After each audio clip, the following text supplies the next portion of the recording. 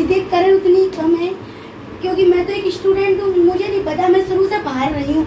जितना भी माहौल मैंने यहाँ आके सीखा है, भाभीयों से, दीदी से, इतनी लड़कियाँ हैं मेरे साथ, सबसे ही सीखा है। मम्मी से सबसे दूर रही हैं। हाँ हाँ हाँ हाँ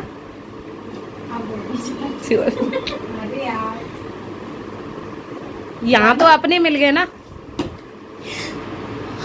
गलत से सब यही सीखा मैंने। दीदी से अपनापन फील होता है सच में, कि कोई है जो कुछ सिखा रहा है हमें। मुझे कुछ धागा पकड़ना भी नहीं आता था, इतना बोलती हूँ फिर भी सब लोग मुझे इतना बर्दाश्त करते हैं। कुछ भी बोल रहा हूँ, कुछ भी, सबको, मतलब भाभीयों से, सब, तुम सब से, दीदी से, फिर भी सब लोग मुझे इतना प्यार करते हैं। मुझे बहुत अच्छा लगता है। मैं इतना बोलती हूँ, इतना कि मुझे भी नहीं पता मैं क्या शब्द बोल रही हूँ क्या नहीं। मैं बहुत, मतलब मुझे घर पे अच्छा नहीं लगता, जितना पार्लर से इतना लगाव हो गया, क्योंकि मैं एक साइंस की स्टूडेंट हूँ। मुझे भी पता है पढ़ाई कितनी इम्पोर्टेंट है, लेकिन पढ़ाई भी कर रही हूँ, स्कूल भी जाती हूँ पढ़ाने, फिर भी पार्लर में वहाँ से थक के आती हूँ, यहाँ पे इतनी बात हो जाती है, सारी थकान दूर हो जाती है मेरी यहाँ आके।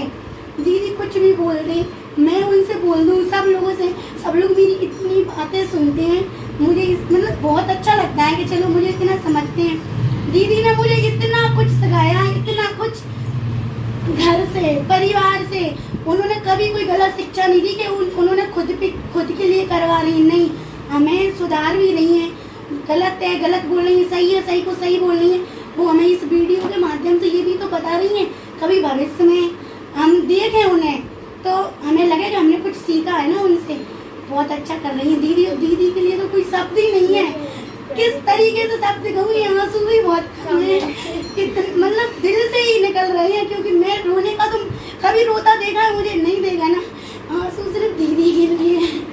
घर से बहुत दूर रही, मैं शुरू से ही बाहर रही हूँ। यहाँ के अपनापन फील होता, घर पे भी अच्छा नहीं लगता जितना मुझे यहाँ लगता है। सबके साथ लगता है, एक अपनापन फील होता है यहाँ पे, मुझे बहुत अच्छा लगता है सच में। आप सब लोग मुझे इतना प्यार करते हैं, मैं तो कभी सोचती ही नहीं थी इतना करेंगे। मैं इधर बिल्कुल नई थी, आई थी, आज दीदी से मिली थी, उनका स्वभाव एक बार में जाना था वो कैसी इंसान है सच में, मैं तो कभी नहीं भूल सकती इसको। दीदी शब्द कम है आपके लिए, कैसे नहीं, आप बहुत अच्छी हैं कसम से। आप सब भी, सब लोग मुझे बहुत प्यार करते हैं, मैं तो सबको बहुत ही करती हूँ। और सच में अगर कोई मुझसे एक लोग भी गुस्सा हो जाता है ना, तो सोचती हूँ मैंने क्या गलती कर दी। जबकि दीदी हैं, वो मुझे समझा भी देती हैं, सही गलत सब कुछ, मुझे क्या, सबको समझाती है वो तो, सबके लिए वो तो हमारी गुरु है।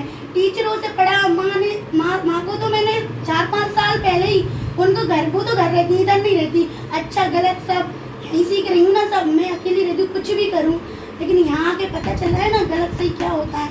क्योंकि एक लाइफ ही ऐसी है, अभी जो अवस्था है ना, कहीं पे भी बिगड़ सकते हैं, लेकिन दीदी के यहाँ आते हैं ना, सब कुछ जानते हैं, कहाँ जाना है, अपनी जेल आना, अपनी जेल जाना, किसी से मतलब नहीं। इस पार्लर में अभी तक कोई भी किसी भी लड़की के साथ ना गलत हुआ है ना होगा।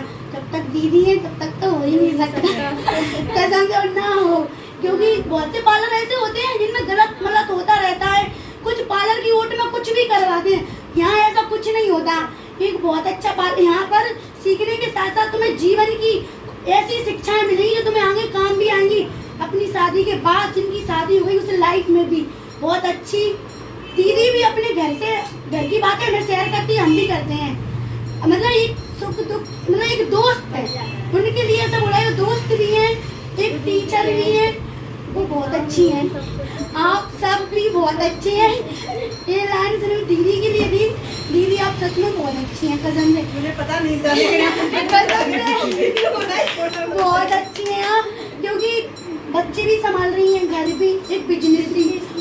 किसी को सिर्फ घर संभालना ही बोझ लगता है, उन्हें अपने काम से भी मोहब्बत है। उनके पति आर्मी में, वो बाहर रहते हैं, वो सोचे आराम से बैठ के खाएं, बट ऐसा नहीं है ना, क्योंकि वो समझती हैं, पैसे की कीमत जानती है, फैमिली की कीमत जानती है, वो हर समय यहाँ आती है।